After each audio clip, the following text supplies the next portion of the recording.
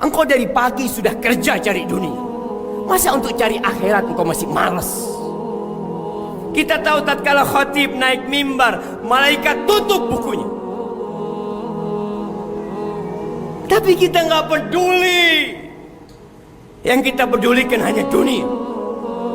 Seakan-akan tatkala kita semakin kaya, akan bertambah umur kita. Lihat orang-orang kaya mati semuanya.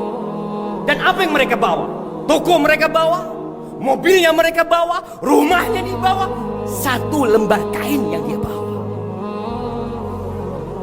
Silahkan bekerja, silahkan berupaya dan berusaha mengais rezeki, tapi jangan lupa mengingat Allah Azza wa Jalla. Dari ujung kakimu sampai ke ujung rambutmu, engkau milik Allah Azza wa Jalla. Semua fasilitas yang kau miliki dari Allah Azza wa Jalla.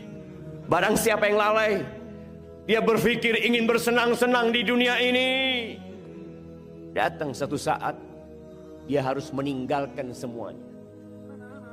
Dan kita lihat sekarang banyak orang-orang kaya, banyak orang-orang naik mobil mewah, banyak orang-orang secara kasat mata hidupnya bergembira dan berbahagia.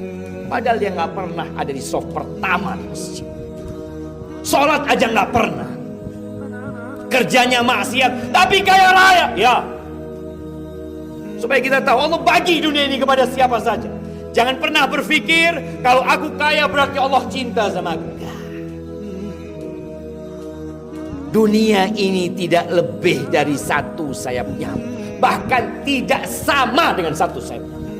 Maka Allah berikan kepada orang yang tidak pernah mengatakan Allahu Akbar, kepada orang yang tidak pernah meletakkan keningnya di bumi, Allah kasih dan kita lihat dengan mata kita. Tapi apa kata Nabi SAW? Wala yu'til imana illa man yuhib. Allah tidak berbagi keimanan kecuali kepada orang yang Allah cintai. Ketika engkau dapat harta, itu bukan tanda cinta. Tapi tatkala engkau dapat hidayah, engkau bisa sholat di shaf pertama, engkau bisa sholat malam, engkau bisa meninggalkan kemaksiatan, engkau taat sama Allah, itu tanda cinta Allah SWT. Antum pernah melihat seorang pegawai yang kerja shift 2 kali?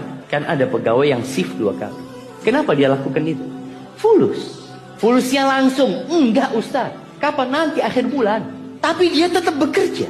Disinilah iman dan keyakinan akan balasan yang Allah berikan membuat kita menghadapi semuanya tenang. Aku akan dapat balasan dan yakin akan kebaikan Allah Azza wa Jalla. Urwah bin Zubair, adiknya Abdullah bin Zubair. Urwah ini pernah berangkat ke Syam, ke Damaskus sana. Dalam perjalanan dia kena diabetes ya. Akhirnya kakinya harus diamputasi. Kita lihat bagaimana keyakinan dia. Di waktu yang bersamaan, anaknya yang paling besar itu masuk ke stabel kudanya, Khalifah. Terjatuh atau keinjak sama kuda, meninggal dunia. Kehilangan anak, kehilangan kaki. Apa kata dia? Allahumma, ya Allah, engkau kasih aku 4 ya Allah. Ini yakin dengan kebaikan Allah. Engkau kasih aku 2 tangan dan 2 kaki. Engkau ambil 1 ya Allah. Kalau engkau ngambil, engkau juga menyisakan buat aku ya Allah. Masih ada. Dan engkau kasih aku 7 anak ya Allah. Engkau ambil 1 ya Allah. Masih engkau sisakan 6 ya Allah. Nih, ketika seorang yakin Allah itu maha baik, maka dia akan cari kebaikan Allah Azza wa Jalla. Dia akan memandang kepada nikmat yang Allah berikan. Itu di dunia. Belum lagi ketika dia yakin akan mendapatkan balasan di sisi Allah di akhirat, selesai dia akan tenang. Dan nikmat yang paling tinggi rezeki dari Allah itu rezeki iman. Iman.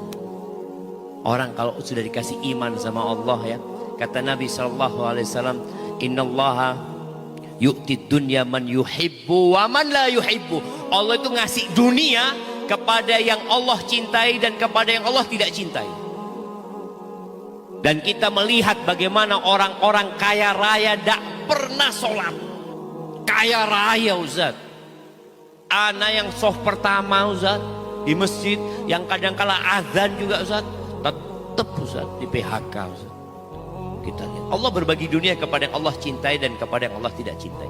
Wala yu'til iman illa man yuhib. Tapi Allah tidak ngasih iman kecuali kepada orang yang Allah cintai. Jadi kalau antum tadi umpamanya miskin, kemudian sakit, kemudian dalam kondisi mencemaskan, ketakutan, tapi punya iman, selesai. Karena itu nikmat yang paling agung.